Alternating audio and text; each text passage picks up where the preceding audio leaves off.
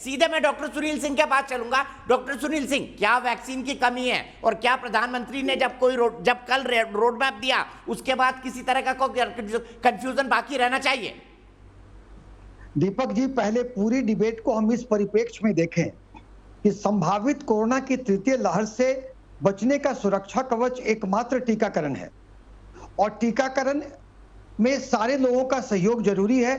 द्वितीय लहर में हमारे इतनी दिक्कत होने का कारण एक हुआ कि टीकाकरण को लेकर पक्ष विपक्ष की तू मैं में जनता भ्रमित हो गई।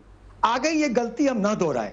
देखिए, हमें सीख लें कि अगर जैसे कि मुलायम से ये अखिलेश यादव जी ने जो उन्होंने गलती करी, आज उन्होंने सुधार लिया, तो हमें लगता है कि उस पर चर्चा पर अब करने की जरूरत नहीं। वो स्वागत करते हैं उनको ये, क्योंकि पुराने वक्त में क्या हुआ ये छोड़िए, अब हम सबको मिलकर के टीकाकरण के जागरूकता के लिए, फैसिलिटेशन के लिए और सारी चीजों के, जैसा कि हमारे वली साहब सुनील साहब ने बोला है, या सभी जगह, तो जहां भी गरीबी और शिक्षा है, ये कोई एक समुदाय की बात नहीं है, वैसे आप सेपरेट नहीं कर सकते हैं।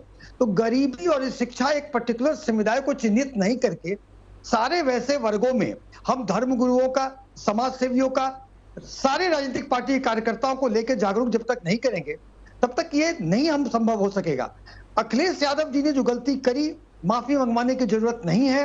एक ढंग का उनका यू टर्न लेना ही माफीनामा है और पुराने तू मैं में जाने से कोई फायदा नहीं। सब बेनकाब है विपक्षी पार्टियां जिन्होंने टीकाकरण पर एक राजनीति की, जनता भ्रमित हुई और हम जो कीमत उसकी द्वितीय लहर में जो कीमत चुकाए हैं सारे के सामने खुला हुआ है।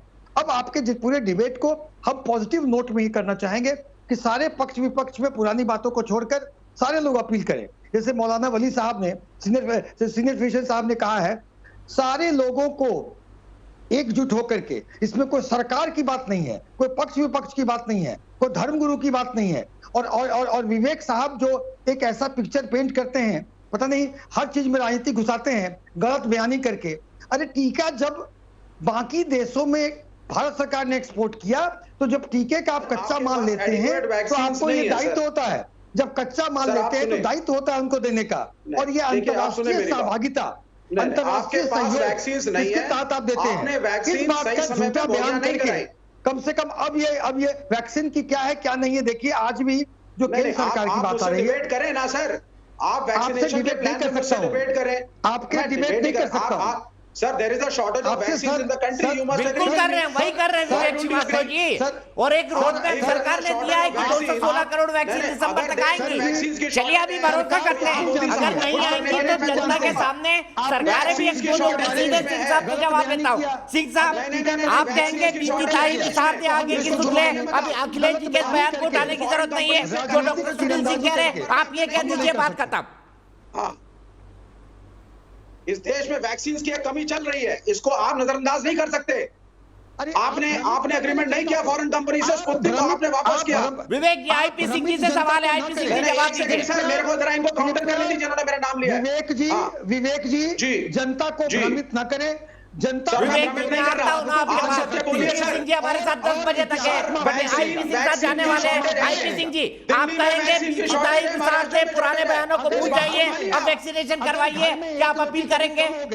तो आप इतना चिल्लाने लगेंगे?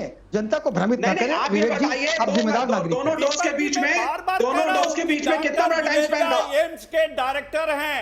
देखिए, दोनों डोज के बीच में विवेक जी, दीपक जी मैं विवेक जी को जवाब दूंगा। दीपक जी मैं विवेक जी को जवाब दूंगा।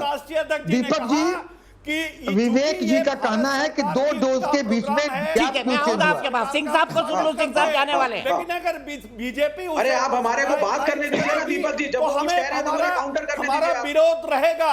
और दूसरी चीज, दीपक जी, विवेक जी की जो परीक्षा है, मैं आऊंगा आप दोनों के पास।